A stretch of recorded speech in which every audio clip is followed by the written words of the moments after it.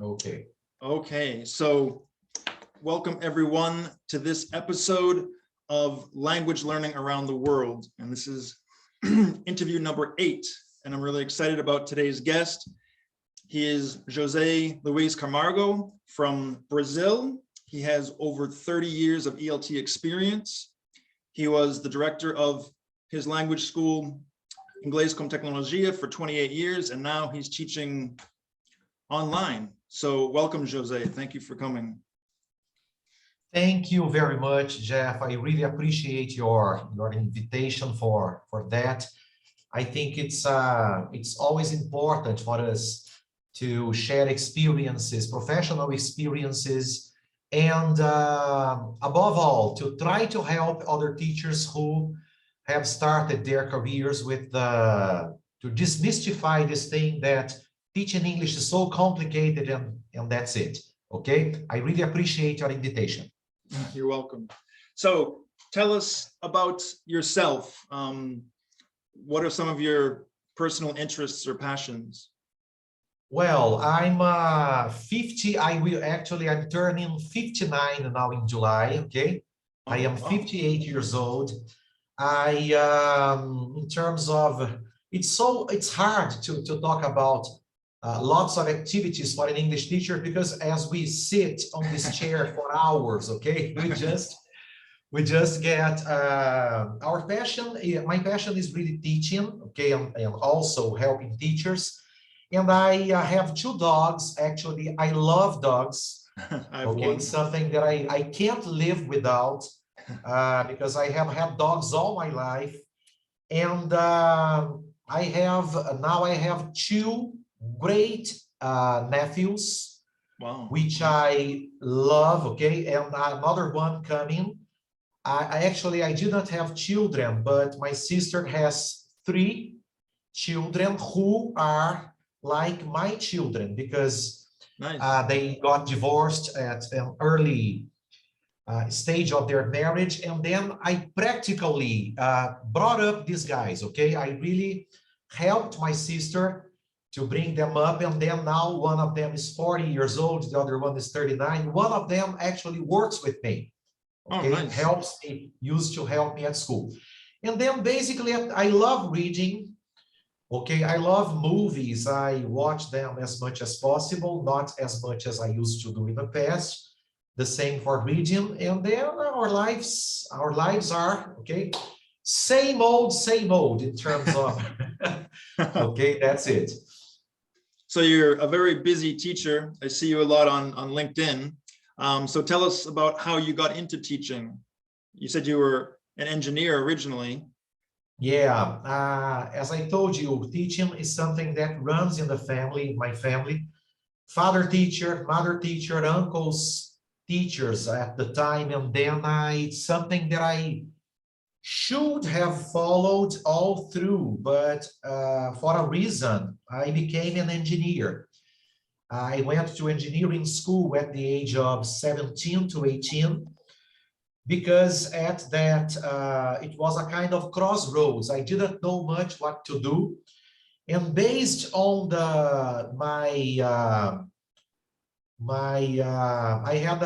really liked physics, mathematics, and then that's why I went to engineering school. But then after graduating and going and working at a federal institution as an engineer, I found out I really hated that. And at the beginning of my career, I started studying English, okay, for work, because people at work told me that I should learn English.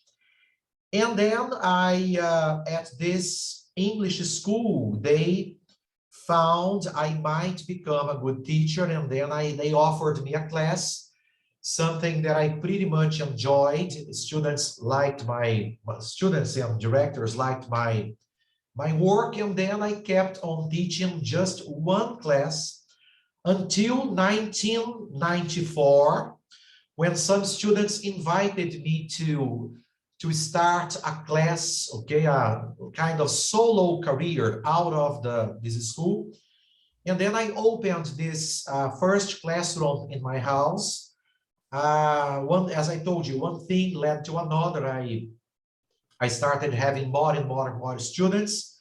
And then when I had 30, 40 students, I reached a level of about 65 or 70 students teaching alone, okay? And then I had things changed pretty, okay, suddenly changed because I had a heart attack in 2008. And then after the heart attack, God gave me a second chance. I decided to look for other teachers who might give me some support in case I had another problem. Then ICT came at that time. We opened an English school with teachers at the time, just with 2 teachers, but then things moved on, and then we ended up having 7 teachers or 6 teachers with a pretty bigger structure.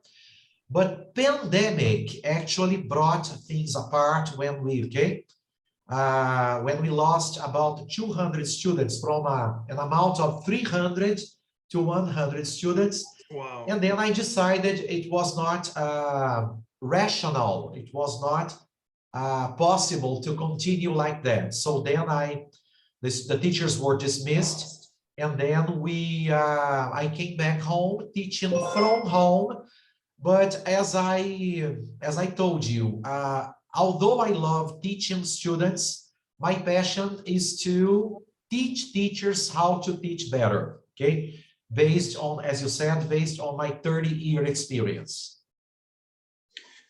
So that's quite an extensive career, and it's impressive how well you've learned to speak English. So can you go back to when you were learning English? What were the methods or techniques that you used or your teachers used, and how does that affect your teaching now? Yeah, actually, at that time, the course I was in, it was, we didn't have this kind of globalization stuff we have nowadays, because nowadays everything is pretty quick, okay? Things want results. Okay, out of the blue, they want results really fast.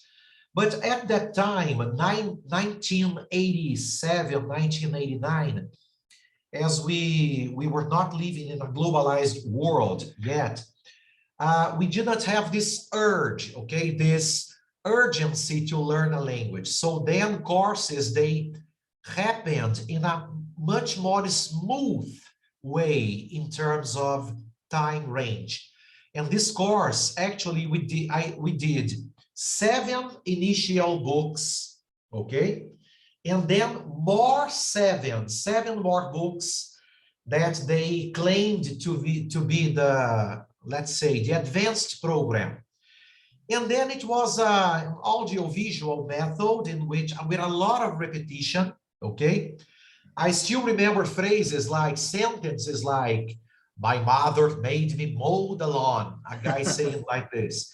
And then an introduction, all these things happened in the past. Okay, something that sticks to your memory, okay? And of course, it depends on the student's preferential learning style, let's say. But it's something that was really effective to me. Although, let's say, that it was for a period, it was pretty frustrating because my English only sprung up when I started teaching. Wow. Okay, while I was studying, I knew I could use the language, but it was not something that I could feel I was fluent in. But something that helped me a lot in learning the language was, and I systematically tell teachers about it, is writing. Okay. Okay, the more you write, the more you consolidate what you have learned, and also the more you prepare yourself for teaching. Because one of the problems with teaching a language is, because I consider speaking, the problems of speaking a language, not teaching. I consider speaking as a multi-pillar structure. It's not something that you open your mouth if you don't have a cultural background, okay?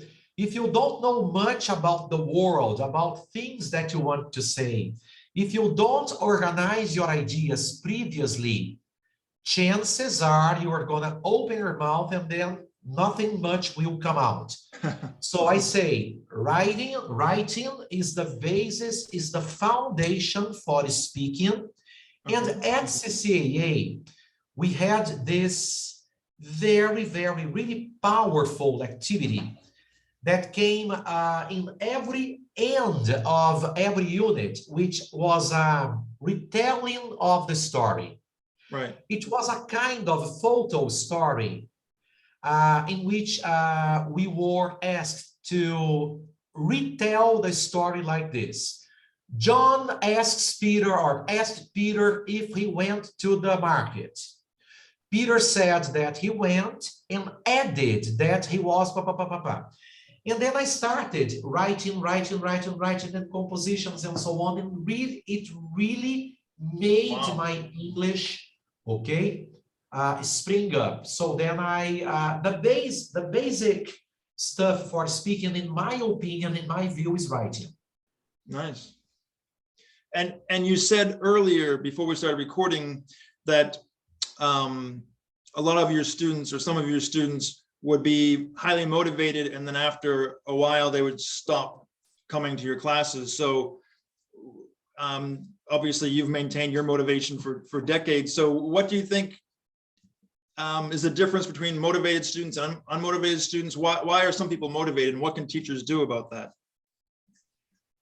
I guess at least Brazilians, they are maybe they're motivated for the wrong reason. Brazilians are driven by emotion. Okay, they don't. I don't know if you saw a few days ago, I posted a content in which I said about the stages of an English student since they started a course until the moment they quit. And you might ask me, well, but it's from the moment they start until the moment they become successful. No, I didn't say until the moment they become successful. I said until the moment they quit. And I am basing myself on the 3-4% of Brazilians that speak the language. If you showed me that it's not 3%, it's 75%, I might be wrong. But what happens is the motivation comes from the fact, motivation comes from unawareness. They are not aware of the hard path they have to face when starting learning the language. So they think it's like we say, oba oba. They come, what is oba oba? Oh, let's do it for fun. It's like going to a barbecue. It's like drinking beer. Let's do something that will bring us results instantaneously. And what happens after 2 weeks, when they see that they have to study, that they have to struggle, that they have to give their best, they say, oh, teacher, but I told you, you know how my life is, how hard my life is. You know I have no time. And then their levels of motivation, okay, drop dramatically. And then it's on our shoulders to try to motivate their students, these students, back on track so as they can progress. But the level of, it's like a pyramid with a very, very thin top, okay? Yeah. Unfortunately, okay? It shouldn't be like that. So I'd say to you that Brazilian teachers are the real heroes. Right. Okay, they are the real, warriors of classrooms because they struggle with hard we face hard hurdles, okay, every day. Definitely, yeah. It is a challenge trying to be the source of motivation for somebody else. Yeah. I'm wondering, do you have any thoughts about the use of translation in language teaching and language learning? Any opinions or experience with that? Yes, not only opinion, but I can share with you something that I usually do, and it works pretty well with my classes. Okay. I ended up, actually, I inverted the process. My view on basic classes, for example, I think teachers can teach in English from moment zero, okay? As long as they are allowed to use this body language, okay? Yeah. Something that is pretty hard online, right? Okay, yeah, settings. I ended up doing this. I never use English to Portuguese. I always use Portuguese into English with the magic phrase, Fulano, how do you say janela in English? And then we say window. I never say window is equal to janela. No, I say, how do you say janela in English? Okay. And then it works pretty well because my classes are in English. But for example, when students are faced with a text in which we experienced teachers, we have the first glimpse, the first glance at the text. We know that, for example, in your background about ICT, I know my students will not understand what idioma is. Suppose I'm teaching Portuguese. Mm-hmm. I know my students will not understand what idioma is, and they will not understand what resultado is. Okay. Before the students ask me what idioma is and what resultado is, I solve the problem previously by saying, Fulano, how do you say language in English? In Portuguese, idioma. How do you say result in Portuguese? Resultado, okay? Okay. So I go scan all the possible problems students will have by previously asking them, okay, inviting them to go from Portuguese into English, because I think the mind holds what is last. I mean, if you go from English into Portuguese, okay, in my view, students will retain much more the information in Portuguese rather keeping the information in English. So I prefer to do the contrary. I always use Portuguese into English, never English into Portuguese. But I do it 10% of the time. Okay, since moment one, my teaching is in English. Okay. And something really important, that it's the biggest addiction of teachers starting their careers. You cannot teach a beginners class like this.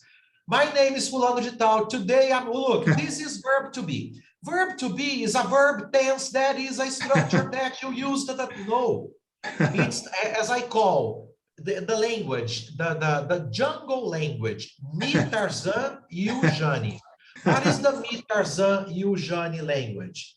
I, José Luiz, you, Jeff, okay? Only the essential language which will make students not feel frustrated, because they will end up thinking, well, this guy uses a kind of language I can understand, basically because it's based on gestures.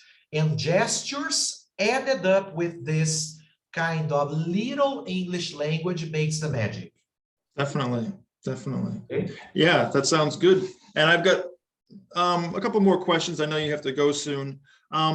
So how can we compare Portuguese to English? You were just talking about that a little bit. And how does that affect any difficulties that your students might have? Well, I'm sound system, grammar, whatever. Yeah, I'm not so familiar with the aspects of my own language, because I English teachers, they really focus on their target language, which is in case is English. But I'd say to you that I can tell you about one recurrent problem Brazilians have when they go into English. And I usually say that if you want to test, if you want to see if a Brazilian student will have problems in English pronunciation, do a test with him. Ask this Brazilian student to say 3 words in Portuguese. Okay. Cadeiras, it can be cadeira or can be janela, can be cadeiras, mesas, janelas. Could be sofás, ônibus, and papapá.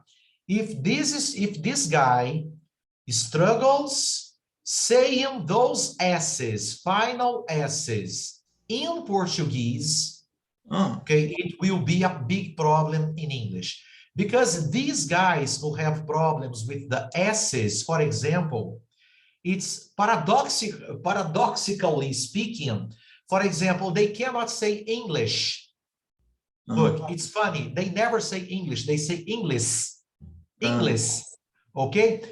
It's a matter of Brazilians struggle a lot with pronunciation because many of them, it's hard to say that, but it's true. Many of them don't pronounce their S's or don't pronounce their own language correctly. So that's why the interview in Portuguese with a client, with the teacher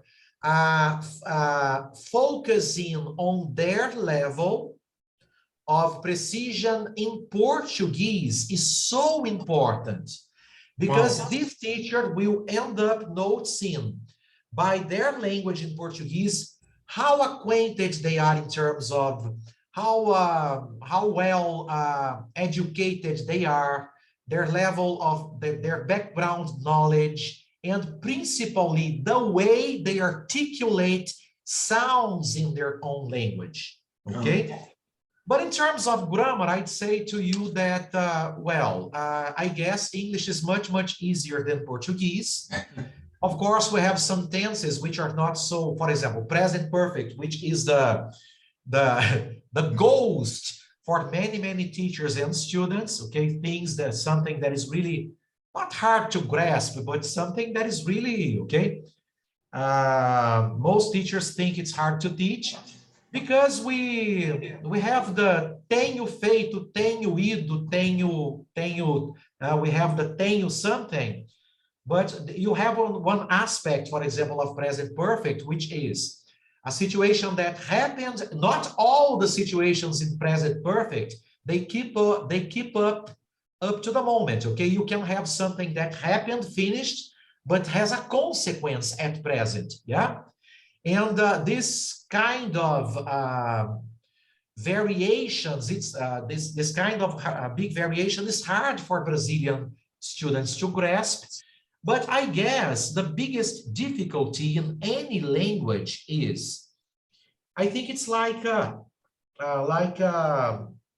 if you don't, how can I say, if you don't dominate the first structure well, when it comes the second one has a connection with the first one.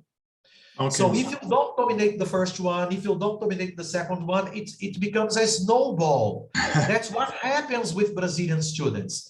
They don't study much and then they learn simple past, but that kind of, okay, half-mouth learning, as we say, meia boca learning. Then they're faced with present perfect. So things, they end up going in